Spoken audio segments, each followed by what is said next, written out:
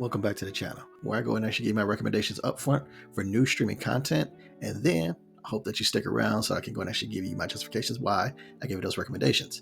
Today, I'm going to go and actually take a look at Lockerbie, A Search for Truth. Now, this is on Peacock. Now, if you are the target audience for this, where you like dramas that are based off of real life events, or maybe you're a Colin Firth fan, any of those types of people in there that you're the target audience for this, I'm going to go and actually suggest that you watch the entire series. Now, if you're a casual, not into any of those types of things on there, but you're just wondering if this is really worth your time, you will go ahead and actually watch the first 2 episodes of this series.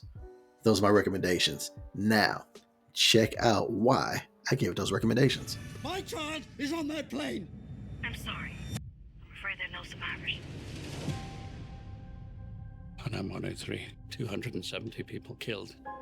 Lockerbie, A Search for Truth, premiered on Peacock in January of 2025. Now, this is a limited series run that contains 5 episodes that average roughly about 56 minutes apiece. And this goes ahead and actually is based off of true events for Pan Am Flight 103. Now, this particular series stars Colin Firth as Jim Swire. You'll know him from plenty of things on here, but if you don't recognize this man for whatever reason, think Bridget Jones' Diary, The King's Speech, The Kingsman, all those types of things. Colin Firth, that's your guy, right? Big star. Some other people that are in there: Harry Redding as William Swire, Gemma Carlton as Kathy Swire, and Catherine McCormick as Jane Swire. All these folks obviously are related to each other. They're the family of a particular individual here. Getting into the summary for this particular series, IMDb has it this way. Pan Am Flight 103 explodes over Lockerbie 38 minutes after takeoff on December 21st, 1988, killing 259 on board and 11 on the ground. Dr. Jim Swire loses daughter Flora and seeks justice with his wife Jane. Now, when I go and actually read that, I kind of, just kind of look at it. I'm thinking, I'm a fan of like mysteries and conspiracy theories. They're what I watch a lot here on YouTube, and just watching those types of movies overall.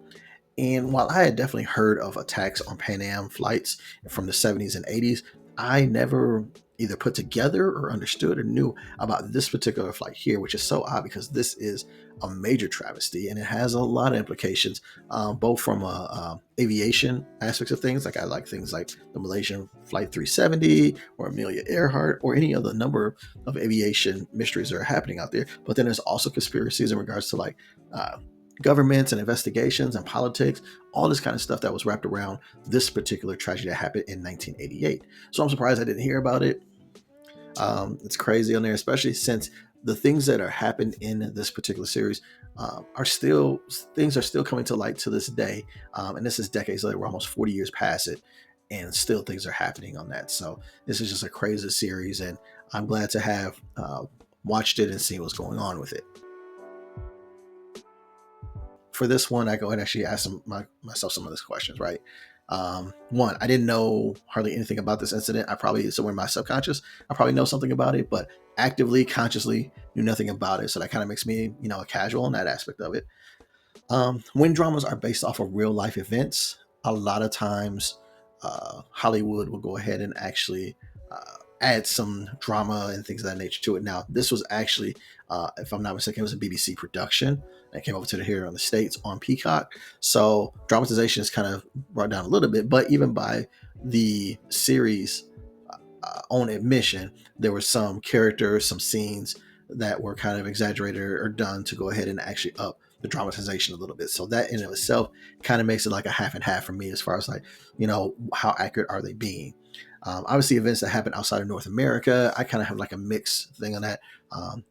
Mostly everybody else in the world hates us about folks in America, what have you, but we have such a big, complex, crazy country here that sometimes we get wrapped up into the things that happen in our country only, and really we're not as aware of some of the things that are going on outside of the country. So sometimes those types of movies and films and things of that nature and shows aren't as prevalent in our thoughts, but I would just put myself as kind of like I'm slowly evolving to like some of those, but it's kind of like a hit or miss for me if the story's told well and things like that. So it's kind of how I feel about it. Colin Firth, now he's a very good actor, but he's not like a must-see type of person for me. Honestly, a lot of his good movies and things like that, he's like a dour. It's kind of like a this just some down aspects of it and what like that. So he's not like somebody that I have to rush and go see. So as you can kind of tell, there's a lot of things on there that's kind of like, trepidatious for me, mixed bag and all that kind of stuff. So I would put myself solidly in that casual perspective of things on there, meaning that it wasn't meant for me, it wasn't target audience for someone like me, but that's my perspective. And the reason why I'll go through that to give you that is because you should always know where your reviewer is coming from when taking their recommendations, because I watched the first 2 episodes of brand new streaming content to see if it's right for you. If you like how that sounds, do me a favor, click like, share, subscribe. And now let's get more into this Lockerbie, A Search for Truth.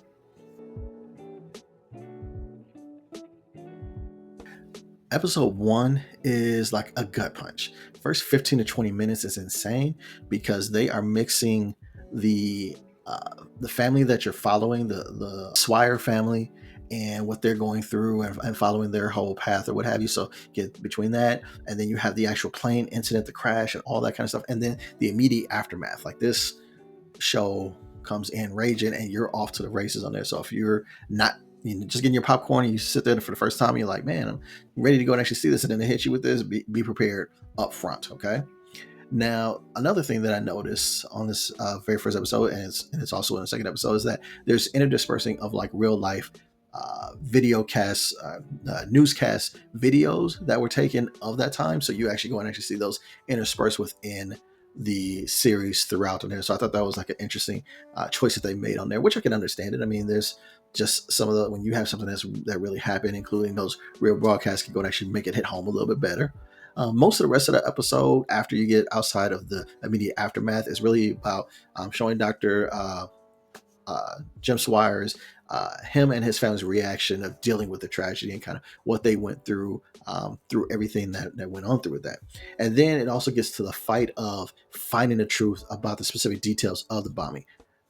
When you sit there and think that like, it could be pretty, you would think that it'd be like open and shut, or they would find something. Either they're going to find it and go with that, or that they're not going to find it. There's just kind of like an unknown thing.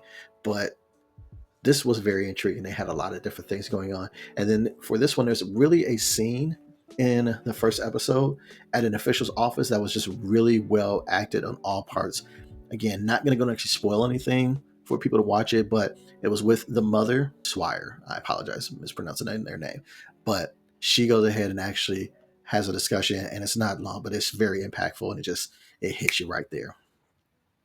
Then we go into episode 2, and episode 2 is a very good aspect of kind of showing you how Dr. Swire goes ahead and actually starts getting out there, like taking chances. Like, he really wants this truth, and he starts looking into things, doing things, researching and all this kind of stuff. And he puts himself out there to try and find the truth out about what happened on this flight.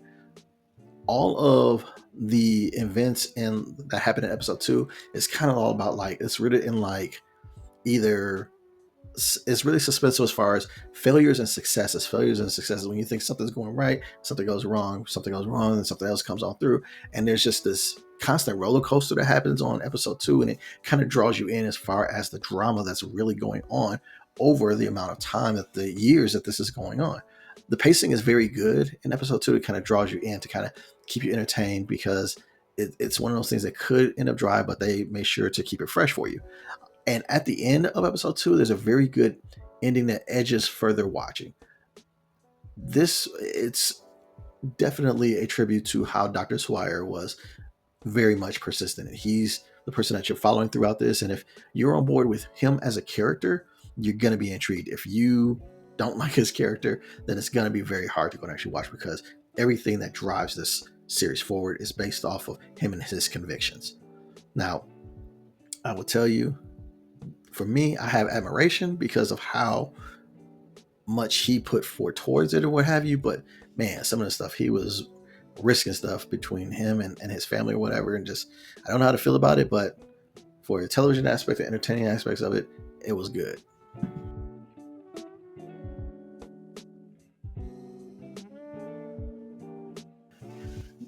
Now, anytime that you actually have a story that's based on real life events, it can become difficult to tell it.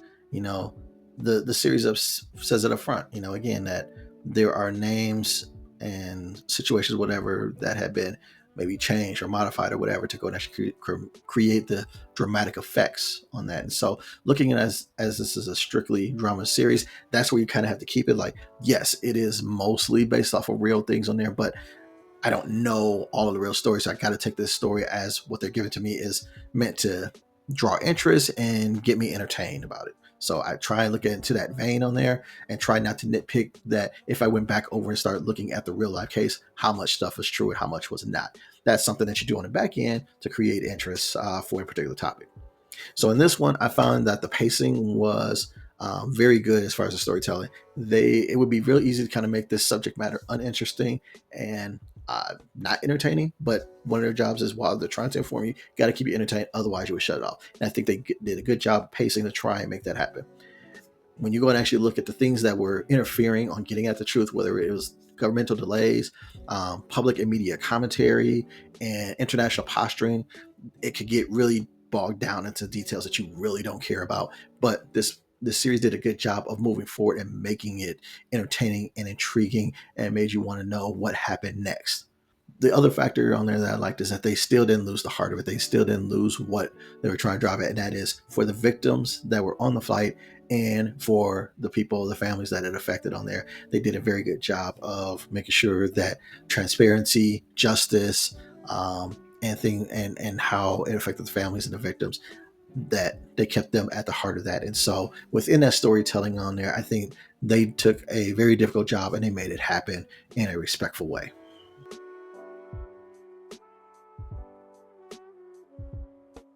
When I look at acting, because Colin Firth, again, either you like him or you don't. If you don't like him, this is going to be a very hard series to watch.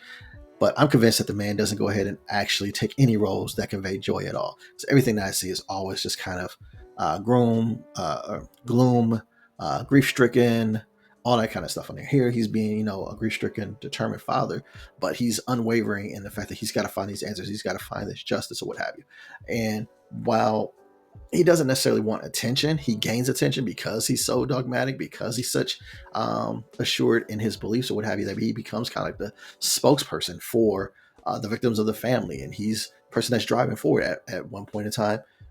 They really like him being in front of that. And then there's other times where they don't like him being ahead of that. And he's really in dealing with not only finding the truth and trying to get through all this bureaucratic tape and the mysteries and the drama and all this kind of stuff on there, but then also trying to work through this grief of not being obsessed and all this kind of stuff. And so him working through those emotions really is at the heart of the acting. And I think Colin Firth did a very good job in that. When you juxtapose that against what his wife is, Jane Swire, she did a very good job of going and actually being the antithesis of him. That she went ahead and actually, she was backing him on every bit of play that she could. She was behind him. She was empathetic, but she was going through her own struggles too. She lost her child too. And she's trying to keep not only together of her marriage with him, but also their family and living in the here and now, but still trying to go ahead and actually be strong and be determined with him and have the same convictions that he has. And so there's definitely a component of those two balancing it out throughout the entire series that I think was done in a very convincing way. You are the children. I want to be around life, not death every day.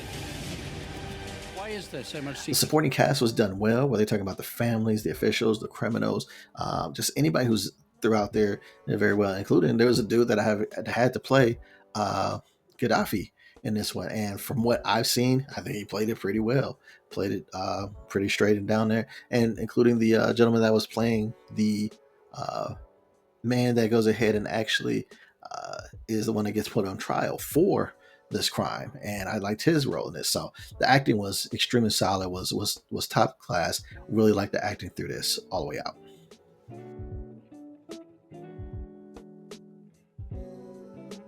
In conclusion, I kind of feel like the subject matter in this really kind of makes this like a series where if it's done well, it's done in an interesting way, it's done in a way to entertain you, to kind of make you draw interest into it, you'll watch it and you'll watch it all the way through, and then that's it. It's such a dark and morbid event to go through that you don't want to go back to this. It's not something that you're going to rewatch or anything like that. You can't do that. But it's within its subject matter, whatever, it actually does a very good job of wanting to go ahead and actually shine the light on this particular event. They actually do a good job of kind of letting you know that things in this world can be politicized, or even manufactured as an event that other people take advantage of for their own gains, whether you're talking about popularity, social media, um, ratings, whatever the case may be. People will go and actually turn these types of tragedies into content and take it into politicizing it, taking advantage of it on the world stage and all this kind of stuff. And this is just, it did the same thing. They did the same thing with this particular situation, and it's sad because real lives were affected by this. 259 lives were lost in regards to the passengers, and then passengers and crew, and then 11 people died on the ground when this happened. And so the fact that this tale is still being told and is still being refreshed, I'm glad that it was brought to us in a way that we can go ahead and actually digest it, understand it, and hopefully they go ahead and actually find out the real truth. Because even to this day, we are still going through, there's still accountability yet to be had. There's even supposed to be a trial on this particular subject later on in the year of 2025. So hopefully there'll be some type of resolution on this in the near future. But all that being said, this particular series goes ahead and actually warns that if you're a main target audience member for this type of series, I'm going to say again, binge the whole thing. For those of you that are casuals, even like myself on there, at least give it a 2-episode watch to kind of educate yourself and kind of feel on where the story is going, how it's being acted out, and see if you can take the subject matter. And I guarantee you, you will not find that wasted. But that's what I have for Lockerbie, A Search for Truth, now showing on Peacock. Check it out. I will never stop until we know the answer to everything.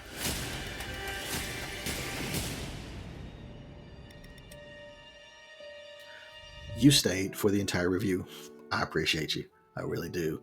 Do me a favor, if you really did like this review, go ahead and actually give me a thumbs up, click a like. If you really thought that, hey, yep, I really want to hear him, go and actually give me some more reviews. 2025, I am planning on doing more regular uploads, so subscribe to the channel. We're not that far from getting to 400.